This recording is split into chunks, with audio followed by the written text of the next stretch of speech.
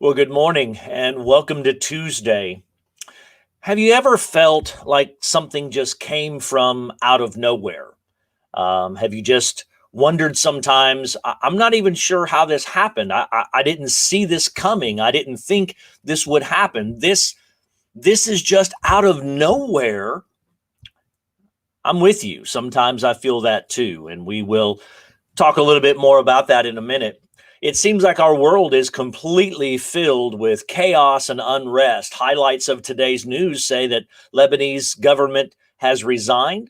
Chicago is facing more unrest in its communities. The Puerto Rico election has had a meltdown. And if things couldn't get worse, college football may not happen. Now, I know for some of you, of those top four things, I know which one may affect you more than others. However, sometimes we just think, where did all this come from? Where did it all stem from? And why is this happening now? You know, I look at our life, and I look at my life, and I look at the lives of the people that are around me, and so often we feel, this just I don't understand. I can't. I mean, countless people that I've talked with are dealing with the ramifications of decisions made earlier in life, habits that were allowed to continue in their life. And now they're dealing with the unraveling of their families, the unraveling of their financial stability, the unraveling of relationships, the unraveling of the very fabric of our community and our culture. And we still wonder sometimes, I don't even know why this is happening. And I think that if we took an honest look, we might find out that it's because of decisions that we made that at the time maybe felt right, but it doesn't mean it was right. And that's kind of the issue that I want to talk about today, because in our reading for our daily reading for as a church, this week we are in Second Samuel as we continue to look at the life of King David. And as we look at the life of King David, we're coming up on a very critical, important moment in his life. It is a life-changing event that simply started because he wasn't where he was supposed to be at the time. And that's what's so shocking for many of us, is we don't think that certain decisions are really going to be that big a deal. We don't think that these things matter that much, and yet it does. And then when the difficulty comes as a result of these decisions, we're like, what? I mean, how in the world could this be happening? I don't understand. I didn't see this coming. And this is out of nowhere. When the divorce lawyer calls, when the bank calls, when you've got the done letters running in, when you've got collections agencies, when you get the pink slip at work, when you have all of these things going on, and it just seems like there's no rhyme or reason to that. And how in the world could this be happening? And then we get myopic about it. Then we get into, I can't believe this is happening to me. Why is this happening to me? Of all people, I can certainly understand why this might happen to Joan down the street, but why me? And that's where we find David this morning. And so I just want to touch a little bit on what's going on behind the scenes with David, because before we automatically say, well, David's problem, it was a sexual sin. I don't have sexual sin. I have integrity sexually. I have integrity in my marriage. I'm not dealing with lust. I'm not dealing with these things. We have to understand that in David's life, it played out in a sexual experience that turned into murder. I mean, you can't make this stuff up, right? I mean, TV's been trying to write these things for years, and the Bible's got it plain and clear right here. What I want us to look at for just a few moments today, bear with me. I want us to look at some of the behind the scenes things. And so we're just going to take an honest look at what's going on here and just try to address that a little bit in our life, because here's what I believe. What you're going through didn't come from out of nowhere. What you're going through came from someplace. Now, I certainly understand and appreciate there's the evil that we do and the consequences that we pay as a result. And then there's the evil that other people do that we really can't control. I mean, I can't control, and maybe that driver that T-boned you really did come out of nowhere and you didn't see it, and that's not your fault. These are not the kind of things I'm talking about. What I'm talking about are the decisions that we make, but then somehow can't believe it's actually happening. We can't believe that it's going on, and how in the world could that be happening to me? This is where David was. So when we look at the life of David, we're in 2 Samuel chapter 11. When we look at the life of David, we see that, leading up to that, you've got the Lord's covenant. I'm just kind of looking at the highlights here as we look through 2 Samuel. You've got the covenant in chapter 7. You have David's victories in chapter 8, when he was doing what he was supposed to be doing, when he was where he was supposed to be, doing what he was supposed to do. Things were going well. He shows kindness to Mephibosheth, which was the son of Jonathan. He's got this war with the Ammonites, and here's the thing. David wasn't an old man, but he was rugged. He had been fighting for years, and he got to this place where he had it all set up. The monarchy was established. He was established. He's got his generals in place. He's got the army in place. He's got the governing bodies in place. And he says, wow, I finally have it all set up. This is what I've been working toward. And this is in verse 1 of chapter 11. It says everything that we need to know. In the spring, when kings, not generals, not soldiers, not the army, when kings march out to war, David sent Joab with his officers and all Israel, but David remained in Jerusalem.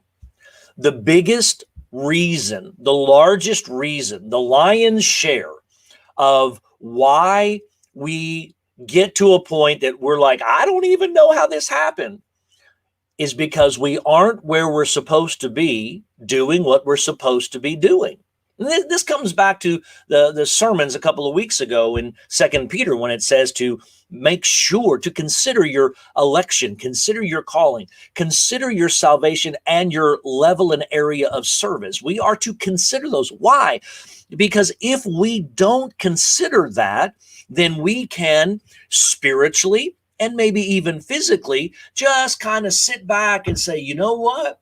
Man, we've got this going on. This is awesome. We've got teachers in place and people in place and staff in place. And man, this is great.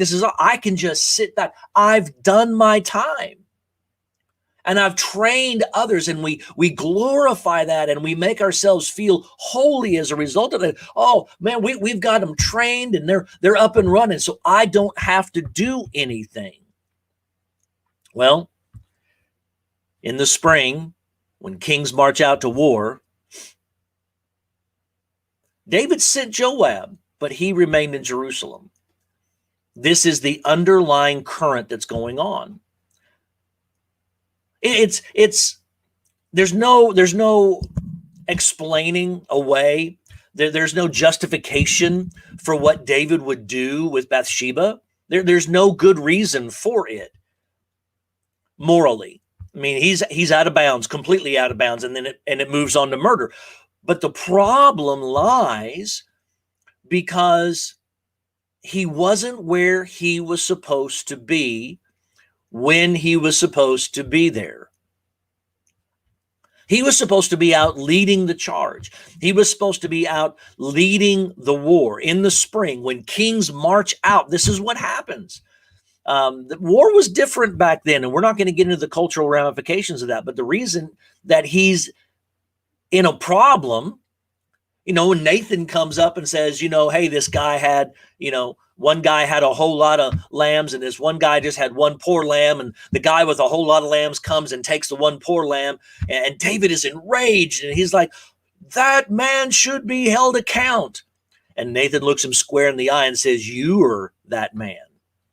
What? Well, this is coming out of nowhere. Here's the problem. Publicly, David may have said, this comes from out of nowhere, but in his heart, he knew exactly where this was coming from. We have to get honest with ourselves and realize that this stuff doesn't come from out of nowhere. Discipline doesn't come from out of nowhere.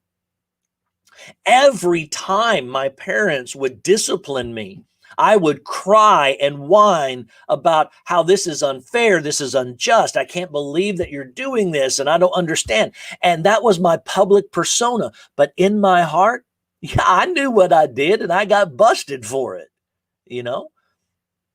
I knew I wasn't where I was supposed to be when I was supposed to be there. I wasn't involved in the right things, and I was choosing to be involved in the wrong things. And now I got caught, and I was more concerned about getting caught than I was the moral implications and the ethical implications of what I was doing as an individual. And this is where David is. When we get out of sync,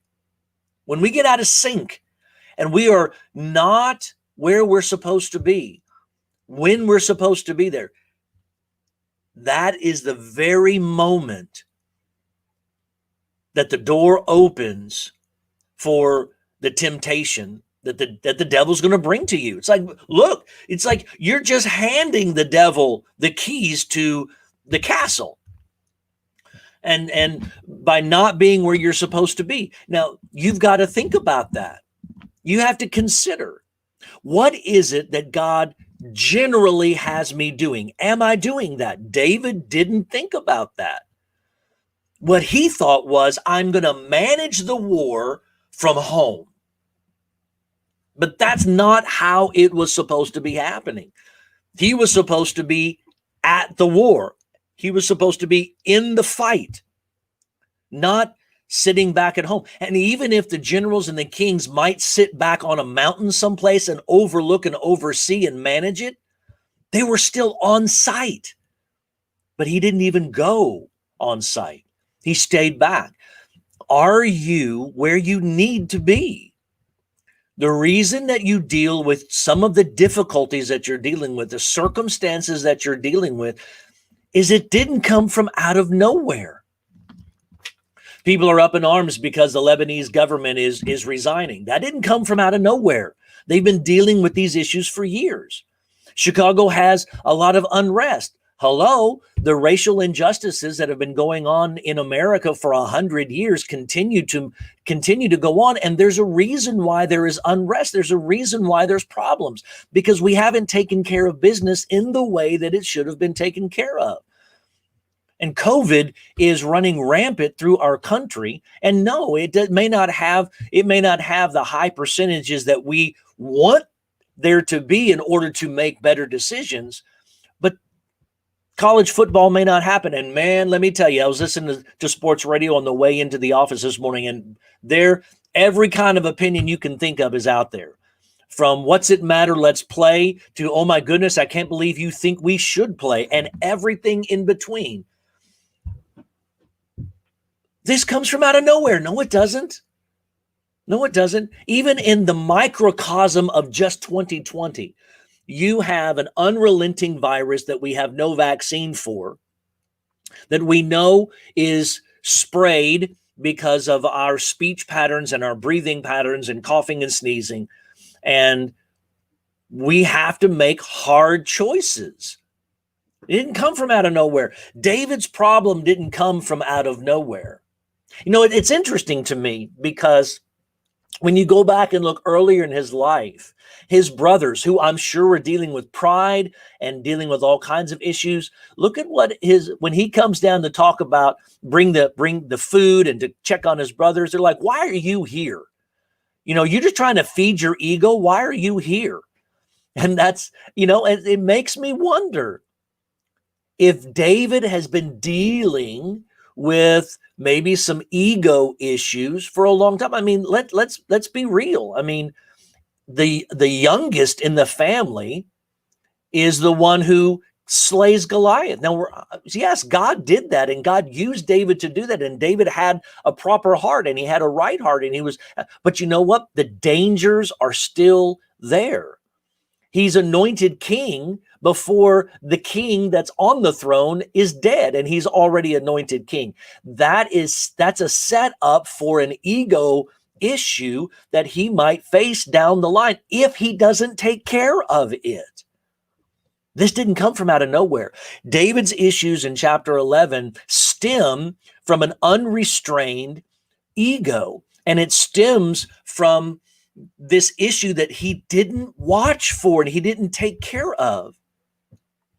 This idea of being self-aware, knowing what your struggles are, knowing what you deal with. What are your triggers? What are your weak points? What are those areas? What's the chink in your armor?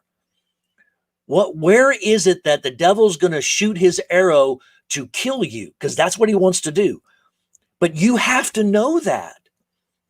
The dragon in the Lord of the Rings, as he is coming up and flying across the town, has an opening where an arrow could be shot and it would slay him. But his ego didn't let him think that there was a problem. His ego didn't see it. His ego didn't know it. His ego didn't care because, well, I'm who I am. And it became his downfall. This is what happens with David. Hey, I don't have ego problems. We live in an abundant country that is a leader of the world. We automatically have ego problems. We already have them.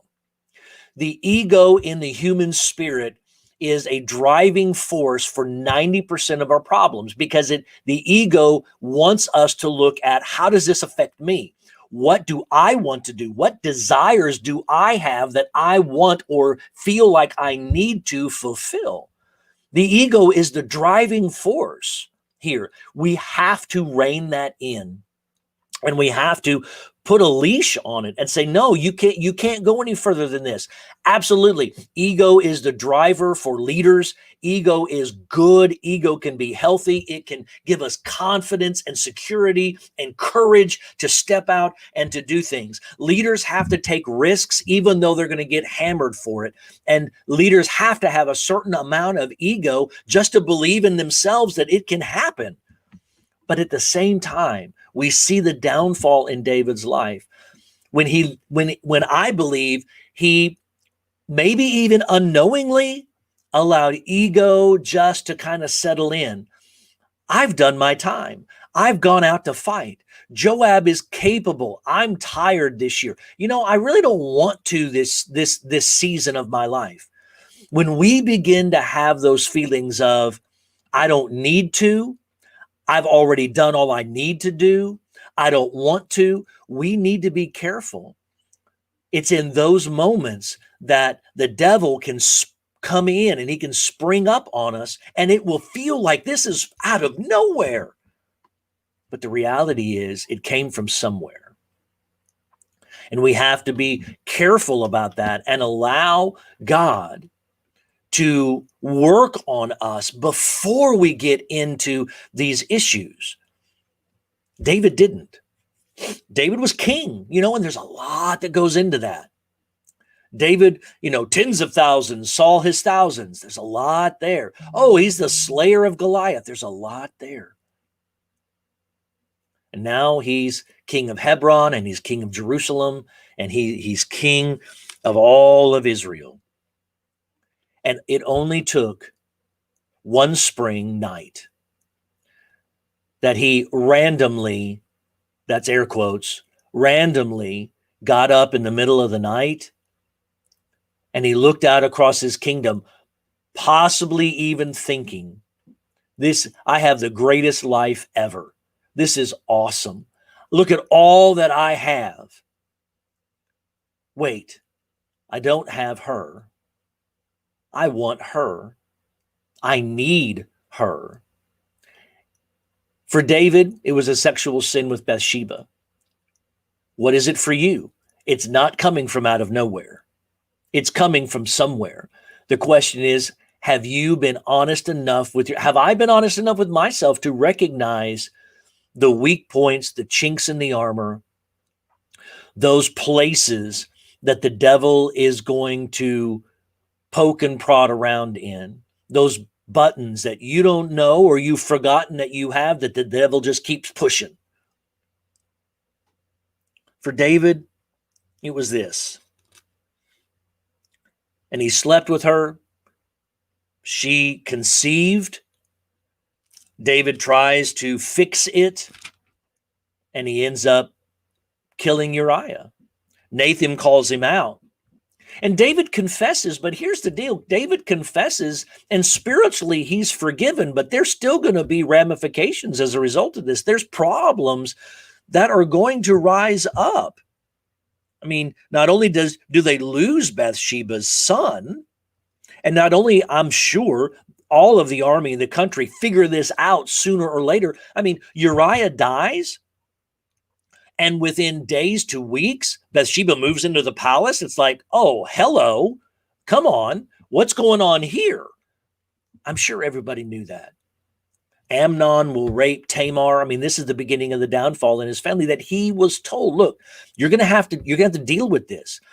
Friends and family, I'm telling you right now, you don't want to have to go through that. I don't want you to walk through that.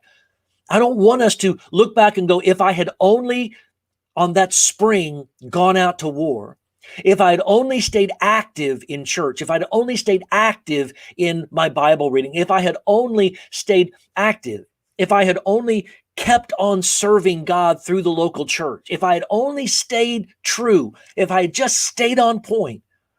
I don't want you to wake up one morning in the middle of severe difficulties, having that fleeting thought of, where in the world did this come from?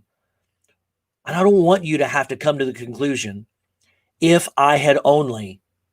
It doesn't come from out of nowhere. It comes from somewhere. We must look into that. And in the spring, when the kings go out to war, may we find ourselves faithful, not only in the journey, but in the fight. Have a great day.